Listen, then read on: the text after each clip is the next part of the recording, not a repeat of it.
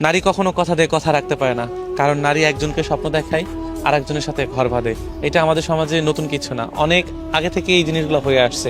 কারণ নারী যখন স্বার্থ খুঁজে তখন সে অন্য পুরুষে আসক্ত হয়, আর যে পুরুষ তার জন্য কষ্ট করে তার জন্য নারীর কিঞ্চিত পরিমাণ মায়া পর্যন্ত লাগে না।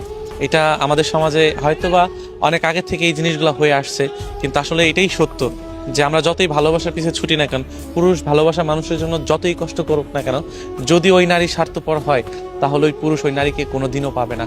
কারণ দিন যাবে আর যখন ওই নারী অন্যের কাছে স্বার্থ খুঁজবে, যখনই বুঝবে যে এই পুরুষের থেকে ওই পুরুষের কাছে স্বার্থটা একটু বেশি, তখন নিঃসন্দেহে চোখ বুজে এই পুরুষকে ফেলে দিয়ে ওই পুরুষের পিছে ছুটবে। এটাই নারী। কারণ নারী কথা দিয়ে কথা খেলাপ অনেকবারই করেছে। কারণ নারী কথার পিছে ছোটে না, নারী শুধু তার স্বার্থের পিছে ছোটে। হয়তোবা এটা দেখলে অনেক মানুষ বলতে পারে যে নারী, সব নারী এক না। আমি আসলে সব নারীকেও বলতে চাচ্ছি না, কিন্তু অধিকাংশ নারী এই জিনিসটাই ঘটে। কারণ ভালোবাসা মানুষ থাকাকালীনও সে অন্যের জন্য, অন্য কারোর কাছে যাওয়ার জন্য স্বার্থ খোঁজে। কারণ যখনই স্বার্থ দেখে তখনই সে অন্য পুরুষকে আপন করে নেয়। এমন সমাজে অনেক পুরুষ আছে যে ঠকে গিয়েছে একমাত্র নারীর স্বার্থের কারণে। কারণ তাদের ভালোবাসা সত্যি, সংসার করবে এটাও সত্যি, সারাটা জীবন একসাথে থাকবে এটাও কথা দিয়েছে, কিন্তু দিন শেষে ওই নারী স্বার্থের কারণে অন্য পুরুষের হয়ে গিয়েছে।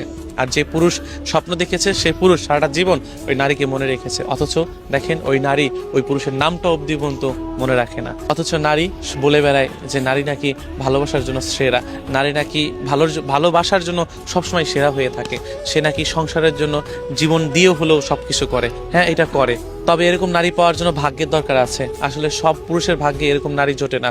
আর আমরা যখনই ভালোবাসা মানুষের জন্য আফসোস করি, তখনই আমাদের কাছে ওই সব নারী জোটে যে নারীগুলো স্বার্থের জন্য অন্যের পিছে ছোটে।